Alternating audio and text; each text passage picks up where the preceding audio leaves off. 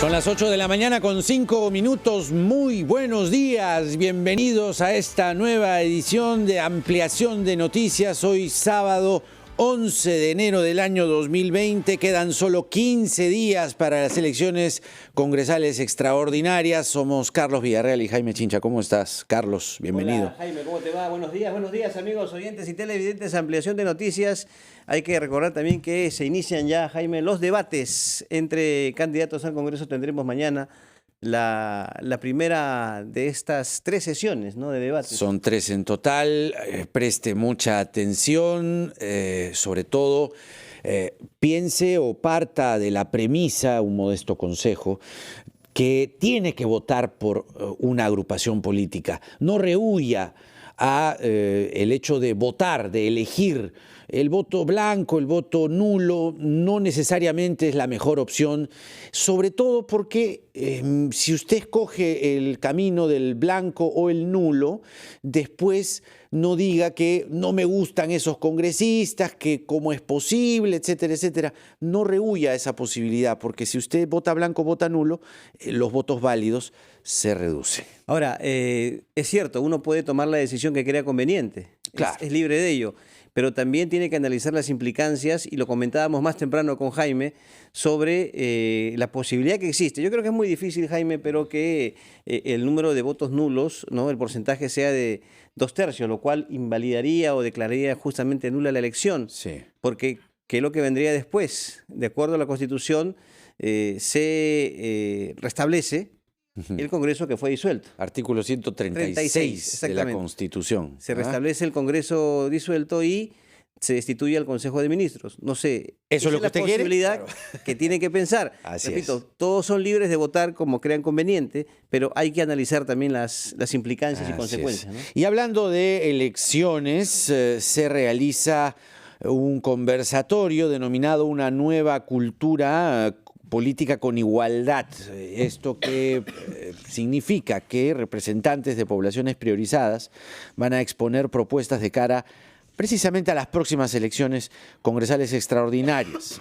Una nueva política o una nueva cultura política con igualdad. Nos acompañan Lourdes Huanca, representante de la Federación Nacional de Mujeres Campesinas, y Pamela Smith, directora ejecutiva de Sociedad y Discapacidad. A las dos, muy buenos días. Muchas gracias por estar aquí esta mañana en Ampliación de Noticias. Muy buenos días. Gracias. ¿Qué van a proponer para que tenga el Perú y sobre todo la clase política una cultura política con igualdad, una discusión que se venía arrastrando incluso desde el Congreso disuelto, igualdad entre hombres y mujeres, igualdad entre personas con habilidades diferentes, igualdad entre personas que son artesanos, son indígenas, son de la capital, son de provincia?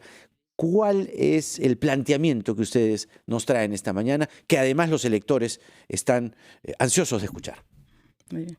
Bien, buenos días. Gracias por la invitación. El día de ayer se realizó un evento que tuvo la participación, de hecho fue organizado por el Jurado Nacional de Elecciones, Idea Internacional, Transparencia, entre otras organizaciones, y la idea fue alcanzar a los candidatos una agenda política que observe y que tenga en cuenta los planteamientos y las demandas que tienen diferentes poblaciones vulnerables, entre ellas las personas con discapacidad, la comunidad LGTBI, las comunidades campesinas, entre otros grupos que se encuentran en situación de vulnerabilidad. La comunidad afrodescendiente también estuvo presente.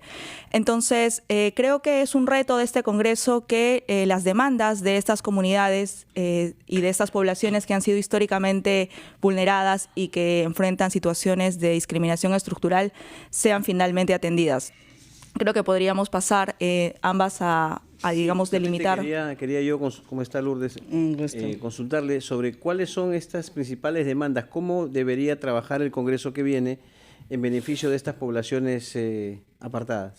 Bueno, ante todo, muy buenos días. Muchas gracias por la invitación que se nos da. Para nosotros, como representantes de los pueblos indígenas originarios, lo primero que pedimos a los candidatos y candidatas es de que sea un poder legislativo inclusivo. no exclusivo, o sea, un poder donde nos acoge nuestras propuestas. Nosotros el día de ayer hemos estado participando y hemos sido claros con 5 puntos fundamentales. Uno, en prioridad, por ejemplo, es de que se diseñe de inmediato una ley donde la cual puedan tener la consulta hacia los pueblos indígenas originarios cuando están siendo afectados nuestros derechos colectivos dentro del Poder Legislativo. Un ejemplo, han aprobado la ley de cambio climático, una ley de cambio climático que directo es parte de los pueblos indígenas originarios. Entonces, si hay esta ley, debería primero pasarse a consulta a los pueblos indígenas originarios, hombres y mujeres y jóvenes, para poder desarrollar. Entonces, yo creo que una mirada de nuestros candidatos y candidatas es que tienen que tener una mente más ampliada. Es que además de la consulta, que es un mecanismo válido y hasta yo diría necesario, cuando uno elige congresistas, son ellos los representantes. Entonces, ahí viene el hecho también de votar bien y de votar de manera consciente, de manera informada. Así es. Es decir, en teoría no se necesitaría todo ese mecanismo de consulta en tanto en cuanto uno elige representantes, porque ellos a los que ponemos en el Congreso son nuestra voz.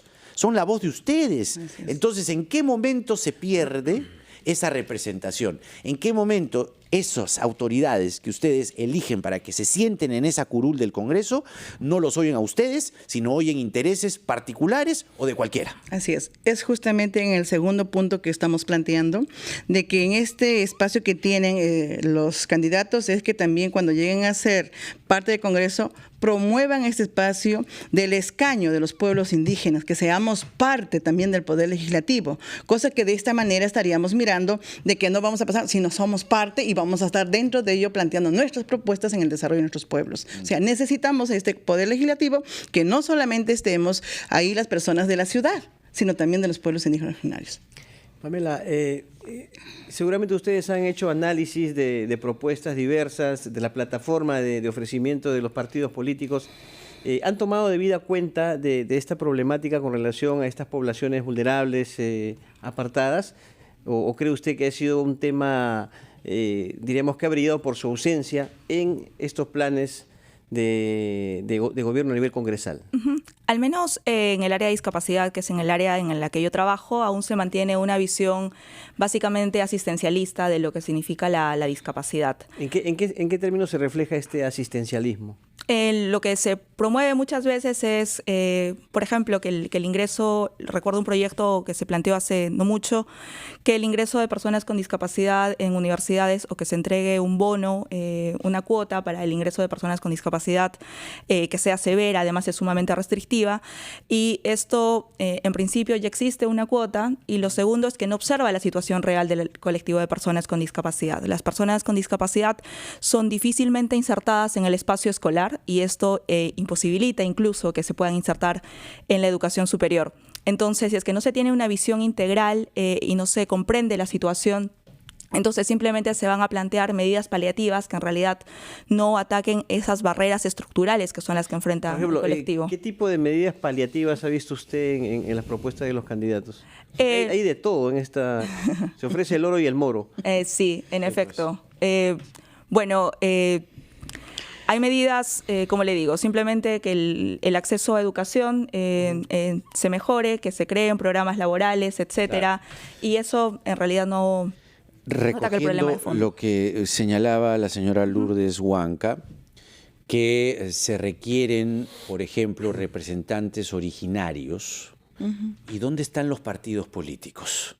Porque también los partidos políticos debieran escoger, además de la paridad, la alternancia, que son mecanismos necesarios de representación, también candidatos originarios, o, ya que hablamos de diversidad, miren lo que está pasando ahora con el candidato trans de Juntos por el Perú, Gaela Zenec, que ya le saltaron a la yugular en las redes sociales. Oye, preséntate con tu nombre de hombre y cosas por el estilo, discriminatorias, abusivas. Algo que está fuera de este tiempo, ¿no? Entonces, ¿cuál es el llamado a los partidos políticos? Que sepan distribuir con diversidad, atendiendo esto, sus candidatos y sus listas. Bueno, yo creo que ante todo, uno de los problemas en nuestro país, y no solamente en toda América Latina, existe mucho el racismo, la discriminación. en todo momento. Hay la homofobia, hay todos esos puntos. Necesitamos que los partidos tengan una mente más amplia y que sea más inclusivo. Hay algunos partidos que sí están candidateando compañeras, compañeros, hermanas, hermanos de diferentes de los pueblos indígenas. Pero lo que necesitamos es también la sociedad, ¿no?, civil, que tienen que entender que todos tenemos derechos a participar, ¿no? Y las personas tienen derecho a decidir su opción sexual, y no por ello le vamos a destruir, ¿no?, al afro, al indígena, a los trans, etcétera, etcétera, etcétera. Entonces yo creo que es una manera de cómo tenemos que trabajar.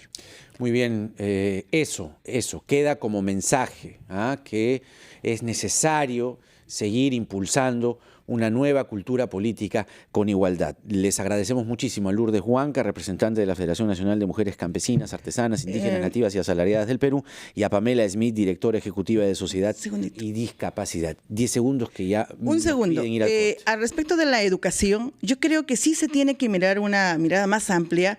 Un ejemplo que tenemos, que ahora los espacios del Ministerio de Educación están cerrando universidades, pero no lo están cerrando con una responsabilidad, porque los jóvenes indígenas, las jóvenes que tienen que ver con la discapacidad, se quedan en el aire.